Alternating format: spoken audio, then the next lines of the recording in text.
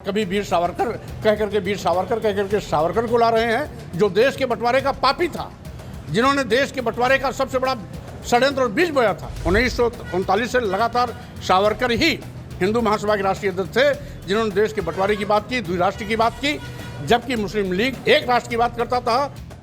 सपा के राष्ट्रीय महासचिव स्वामी प्रसाद मौर्य किसी भी हालत में अब भाजपा को अपने बयानों से बख्शने के मूड में नजर नहीं आते।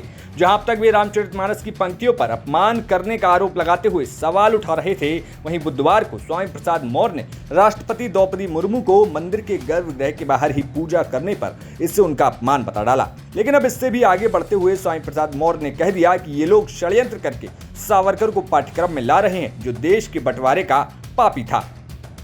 और कभी वीर सावरकर कह करके सावरकर को ला रहे हैं, जो देश के बंटवारे का पापी था, जिन्होंने देश के बंटवारे का सबसे बड़ा षड्यंत्र और बीज बोया था। मुस्लिम लीग ने कभी भी देश के बंटवारे की बात नहीं की थी। 1923, 1933, 1939 से लगातार सावरकर ही 1939 से लगातार सावरकर ही हिंदू महासभा के राष्ट्रीय अध्यक्ष थे, जिन्होंने देश के बंटवारे की बात की, द्विराष्ट्र की बात की, जबकि मुस्लिम लीग एक राष्ट्र की बात करता था, राष्ट्रवाद की बात करता था। लेकिन हिंदू महासभा ने दबाव बना करके मुस्लिम लीग को अपने प्रस्ताव को जबरदस्ती मानने के लिए मजबूर किया।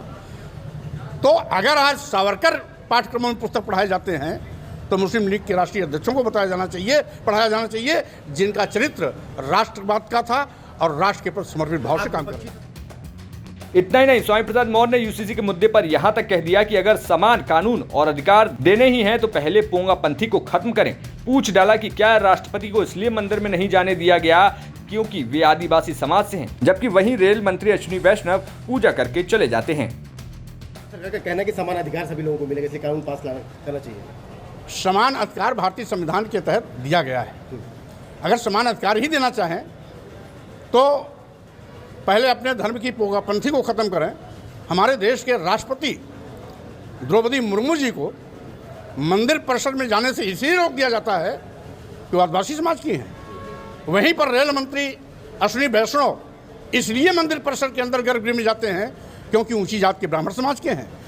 और साथ ही साथ इसके पहले भी जब हमारे देश के राष्ट्रपति थे महामहिम रामनाथ कोविंद जी, उनको भी इसी जाति अपमान का दंड झेलना पड़ा था। राजस्थान के पुष्कर ब्रह्मा मंदिर में दर्शन करने गए थे, वहाँ के पंडों ने उनको मंदिर के गर्भगृह में जाने से रोक दिया। मजबूर होकर के राष्ट्रपति होते हुए उन्होंने सीढ़ी पर माथा टेक करके वापस लौट आए थे। तो जिस तरीके से अगर उनको वाकई में इस प्रकार का समान आचार संहिता लाना है, तो पहले जहां पर जाति अपमान के घोर कड़वे घूंट राष्ट्रपति तक को पीना पड़ता है, पहले वहां सुधार करें। चुनावी मान रहे हैं इसको? स्वाभाविक रूप से ये इनका चुनावी एजेंडा है। फिलहाल वीर सावरकर से लेकर मुस्लिम लीग के मुद्दे पर फिर एक बार स्वामी प्रसाद मौर्य ने सियासी जंग छेड़ दी है। ऐसे में भी देखना होगा कि इस मुद्दे पर आगे और क्या कुछ बयानबाजी देखने को मिलती है। वहीं इन बयानों पर समाजवादी पार्टी की तरफ से क्या कुछ प्रतिक्रिया आती है। लेकिन इस खबर पर आपका क्या कहना है और स्वामी प्रसाद मौर्य के बयान पर आप क्या सोचते हैं, हमें कमेंट बॉक्स में जरूर बताइए। फतेहपुर से नितेश श्रीवास्तव की रिपोर्ट, यूपी तक।